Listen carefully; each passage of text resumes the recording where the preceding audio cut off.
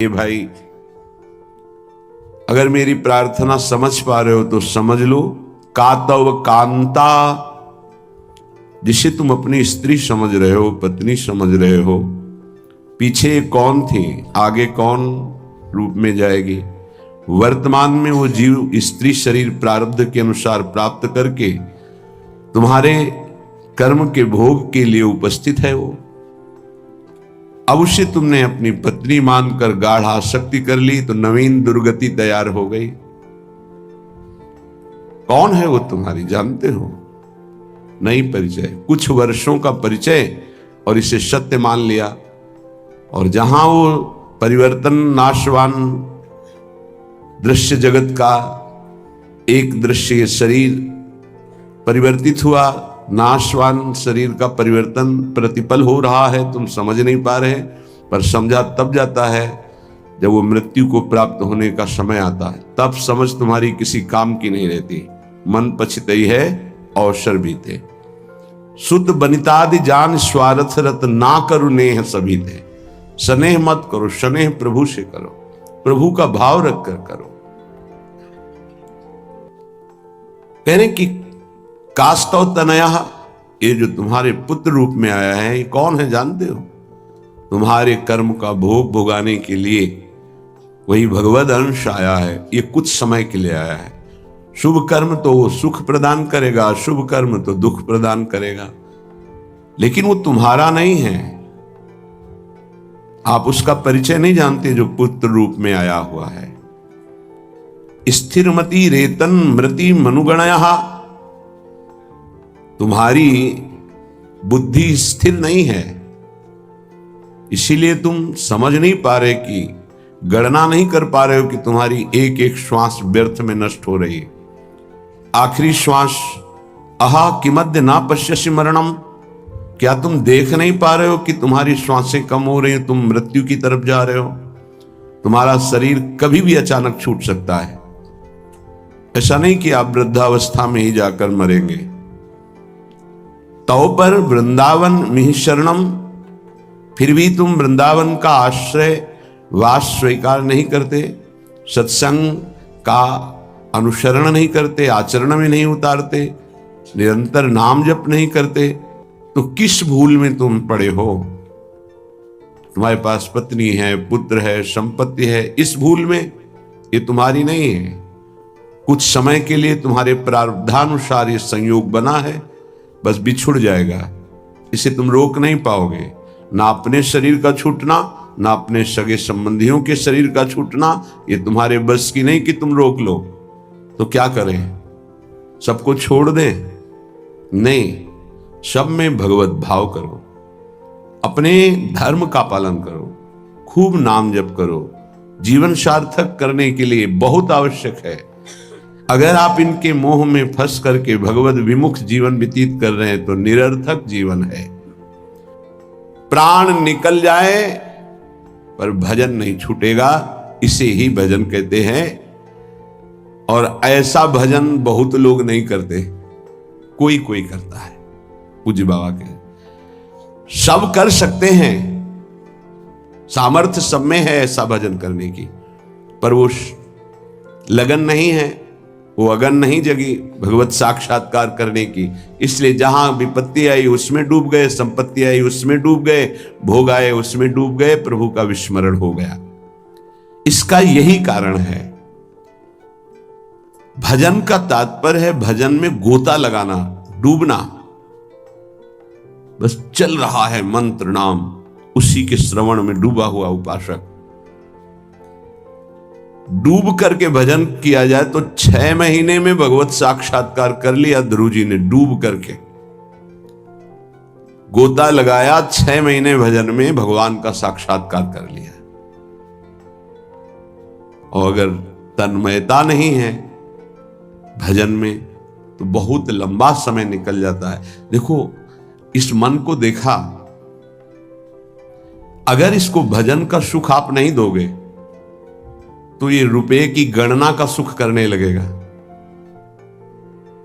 कई बार हमने कहा बचपन से इसी बात की पढ़ाई है, मन की वृत्ति की। आप देख लेना, अनुभव करना। अगर आपको प्रियाजू के भजन में गुरु की आज्ञा के अनुसार तन्मयता नहीं आ रही है तो आपका अर्थ के प्रतिभाव आ जाएगा। अनंत ब्रह्मांडों में कितना ऐश्वर्य है और वो मायाकृत एक पलक झपकते श्री भगवान ने रचा है।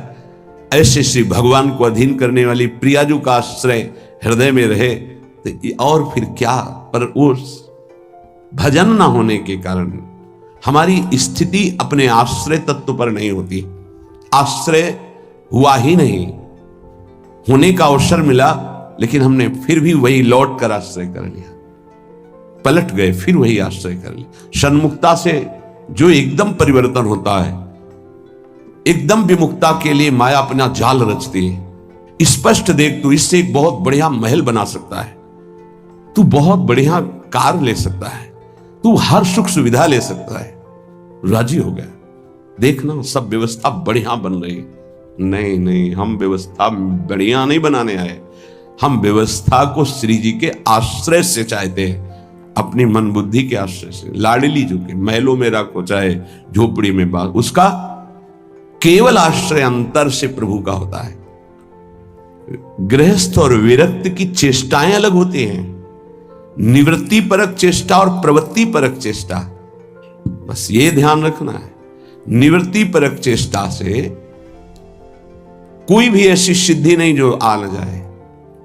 प्रवृत्ति परक चेष्टा में अतिथि सत्कार, परिवार की सेवा, समाज की सेवा, नाम जपने का अभ्यास, धर्म पूर्वक कमाया हुआ धन, तब वो आगे बढ़ता है। निवृत्ति परक चेष्टा एकमात्र भगवदाश्रय, उसी से सब हो जाता है। तभी लोगों को लगता है कि संत लोग बड़े धनी हो जाते हैं, उनको लगता है बड़ी चतुराई करते हैं। हमें लगता है कि क्या ये चतुराई आप में नहीं जागृत हो सकती है? क्या चतुराई? आप बलगहा पकड़े हो, बहुत चतुर है संत जन, ठग लेते हैं। किसको?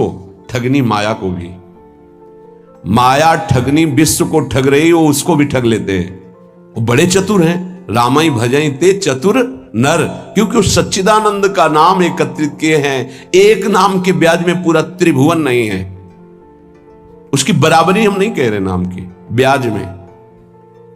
एक नाम त्रैलोक ही तारे, जो न ले सो जन्म ही हारे। अभी अपने लोग महिमा नहीं जानते नाम की, सच्ची मानिए। किसी ने कहा कि समस्त संसार को तो हम दुखई में देख रहे हैं, अगर विश्व में कोई सुखी है, वो उपहास के प्रति शब्द थे। अगर विश्व में कोई सुखी है देखा जाता है तो संत जन देखे जाते हैं। उनका तात्पर्य अध्यात्म से नहीं था, उनका तात्पर्य भोगों से, विषय सामग्री से, वैभव से था। अगर तुम्हें ऐसा पता है तो तुम वैसा करके देखो, बहादुर हो। तुम्हारे में चतुराई की कोई कमी है क्या? बड़े चतुर हो। तय बालक नहीं भर्यो शयानप, तू बालक नहीं भर्यो शयानप, काहे कृष्ण भजत नहीं नीके। अरे तू बालक नहीं, बड़ा चतुर है, पर तू ठीक से भजन नहीं किया ना, इसीलिए ऐसा है। क्या चाहिए? त्रिभुवन का सर्वश्रेष्ठ पद 5 वर्ष का बालक प्राप्त कर लिया। ध्रुव जी, क्या चाहिए? अखिल लोक चूड़ामणि भगवान के पास क्या कमी है? पर आपको उतना भजन करना पड़ेगा, आपको वैसे समर्पित होना। उस 5 वर्ष के बालक ने मां का प्यार, पिता का प्यार, राज्य सुख, शरीर सुख, सब भयों को त्याग करके इसी मथुरापुरी में आकर भजन किया। इसे मधुपुरी कहते हैं शास्त्र भाषा में।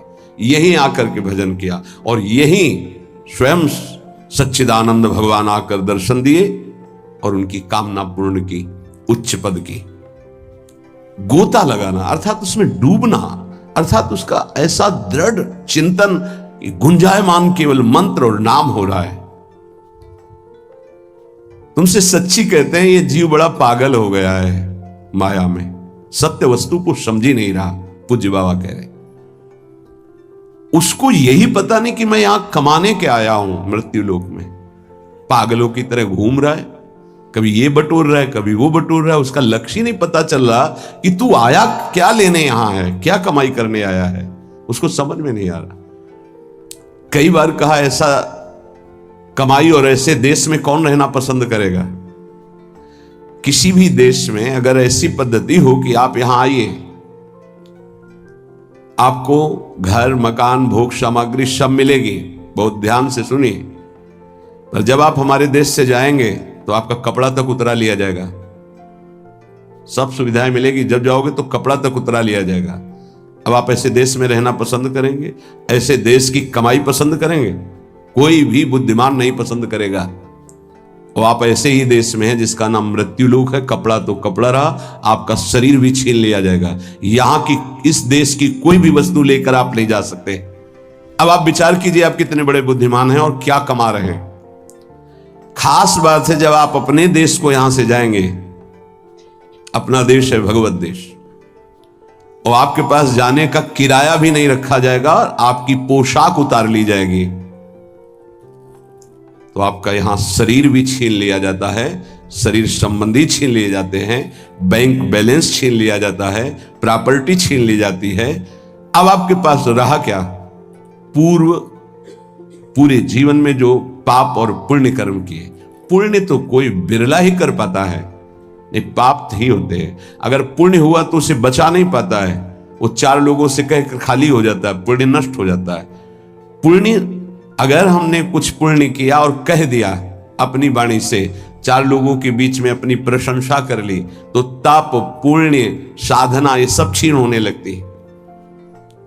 हम वृंदावन गए थे, 100 साधुओं का भोजन कराया और फिर ऐसा ऐसा ऐसा, और संत जन कह रहे थे कि ऐसा भोजन तो आज तक हमने नहीं पाया भगत जी, आपने जैसा पवाया।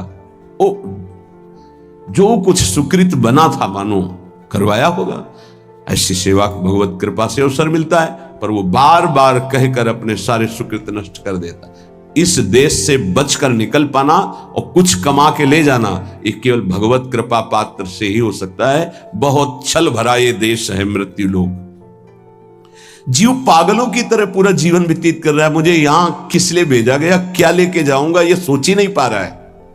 गोस्वामी जी ने कहा है कि ये जो मन है, ये श्वान की तरह हर जगह पादुका का प्रहार पाता है, पर फिर उसी दरवाजे पे खड़ा हो जाता है।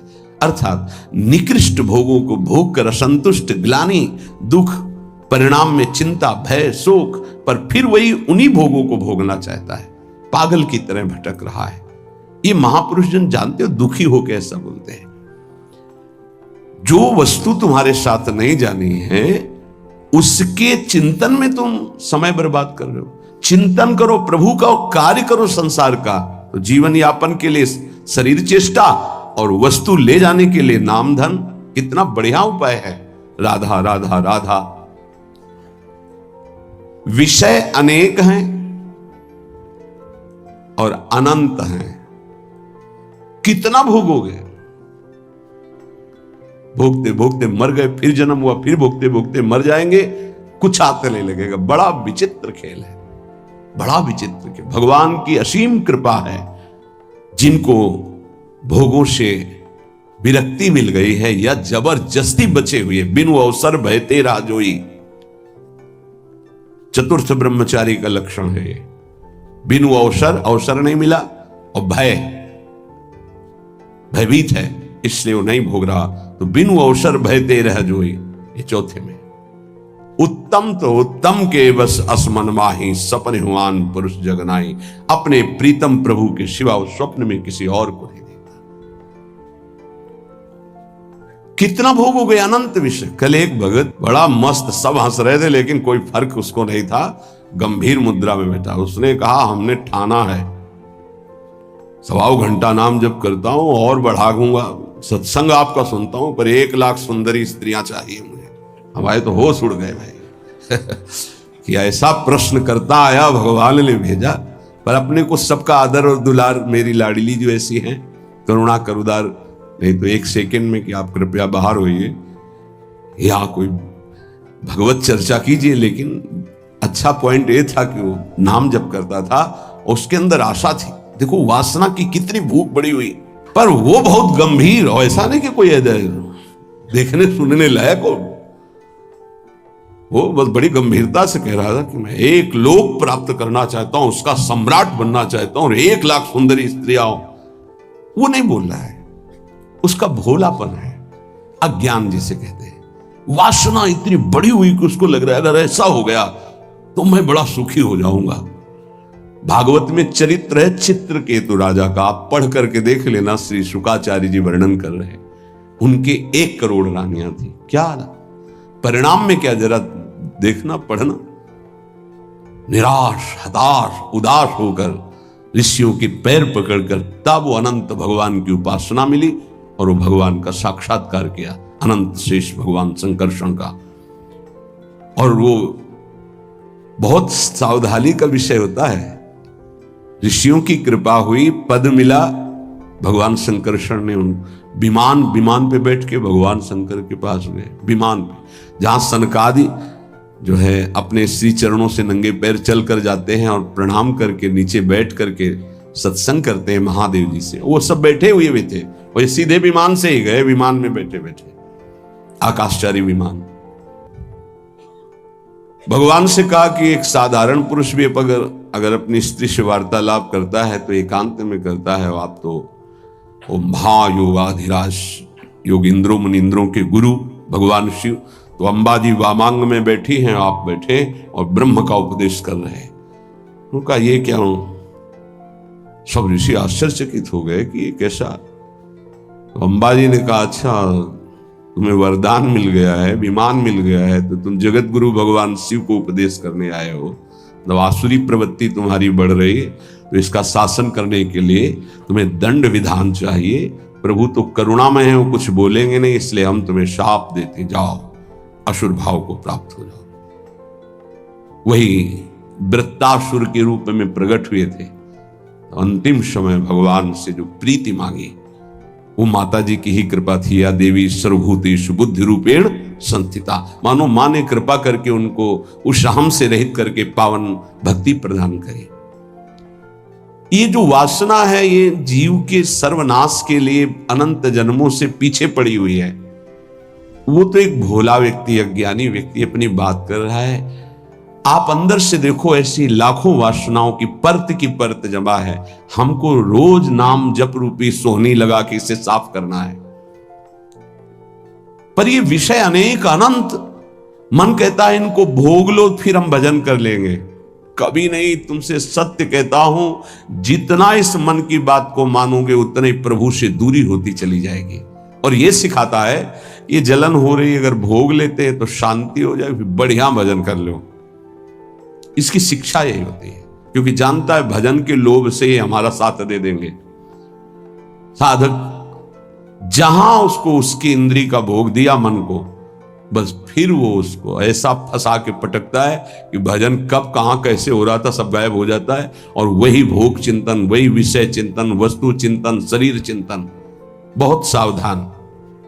गौरांगी प्रियाजू के आश्रय के बिना तुम प्रियाजू को नहीं जान सकते, प्रेम को नहीं जान सकते, वृंदावन को नहीं जान सकते, इस महासमुद्र प्रेममयी लीलाओं को नहीं जान सकते।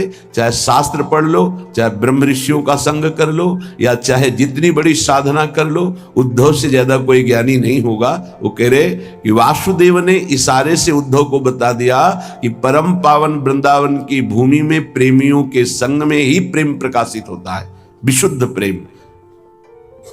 ऐसे गौर आश्रय का दृढ़ अवलंबन लेकर हम वो प्राप्त कर सकते हैं जो किसी साधन सूत्रों से नहीं प्राप्त हो सकता।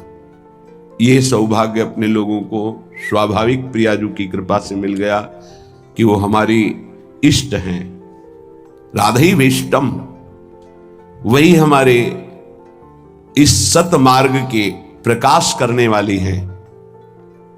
राधा वल्लभीय, वल्लभीय हमारे यहां वल्लभ है राधा, प्रीतम है राधा, प्राणनाथ है राधा।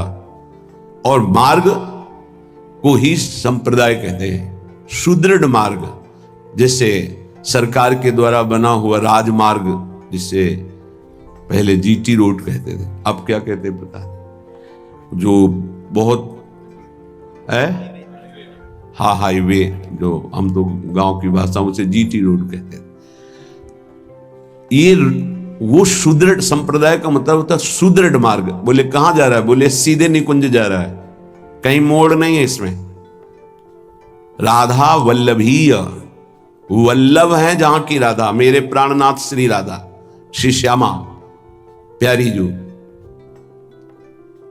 इस मार्ग की प्रकाशक स्थापना करने वाली श्री स्वामिनी जी, राधेवेष्टम संप्रदायिक कर्ता आचार्यों, अपने मार्ग का स्वयं उपदेश करने के लिए वही हित सजनी है, दूसरा कोई नहीं। हित सजनी, वही हित प्रेम सखी के रूप में, वही हित प्रेम आचार्य के रूप में, वही हित प्रेम गुरुदेव के रूप में।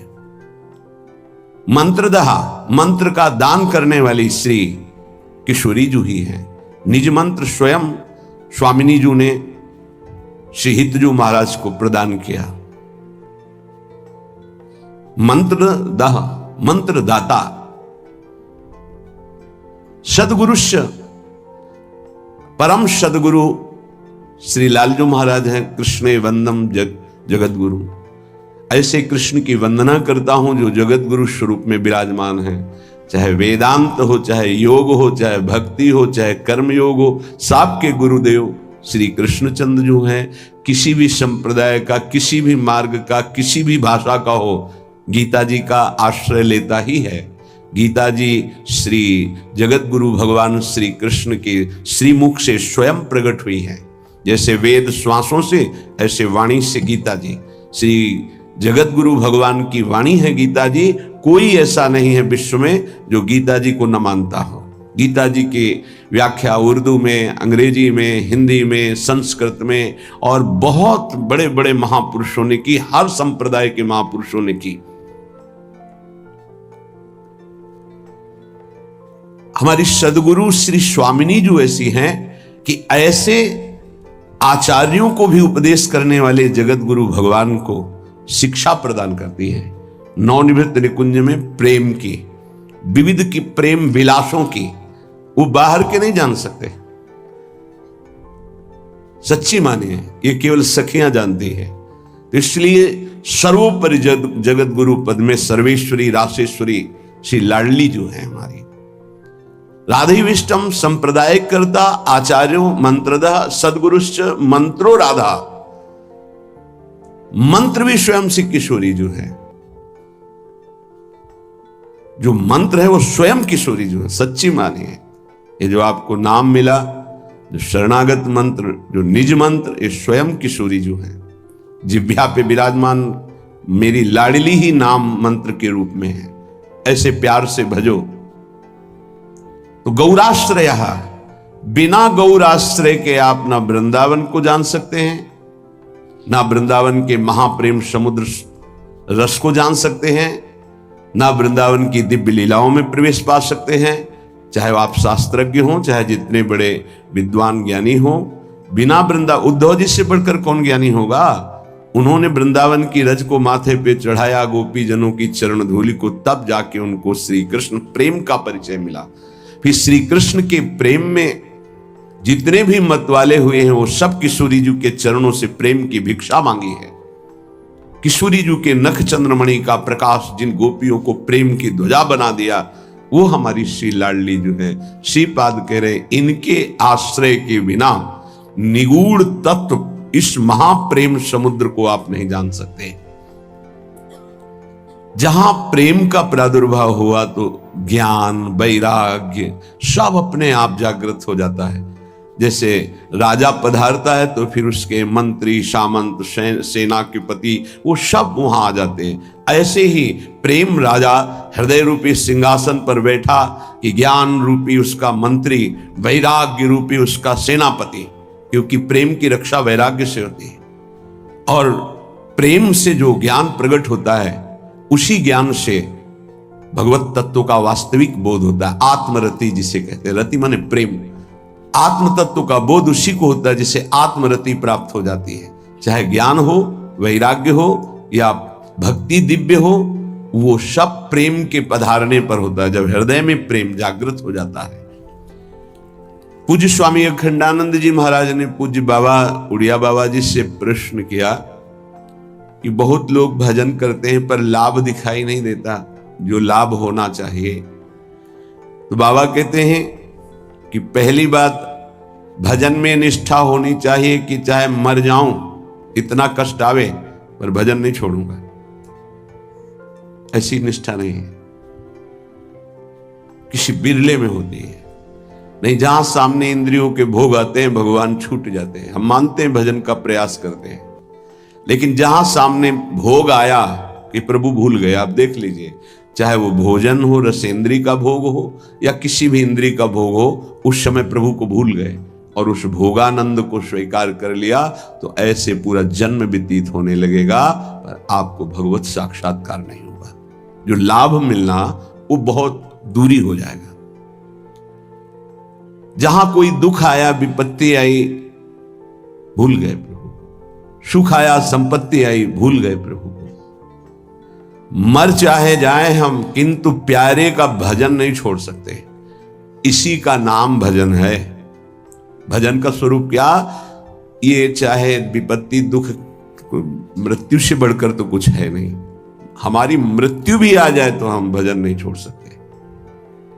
अब त्रिभुवन की राज्य लक्ष्मी मिलने पर जो आधे पल के लिए भी प्रभु का विस्मरण नहीं करता, उसे भक्त कहा गया है, महाभागवत कहा गया। तो कुछ भी सुख सुविधा मिले उस समय हमें प्रभु का, यही तो कसौटी है कि आप उत्तम से उत्तम आकर्षणकारी भोगों के बीच में, लेकिन भगवत विस्मरण नहीं है।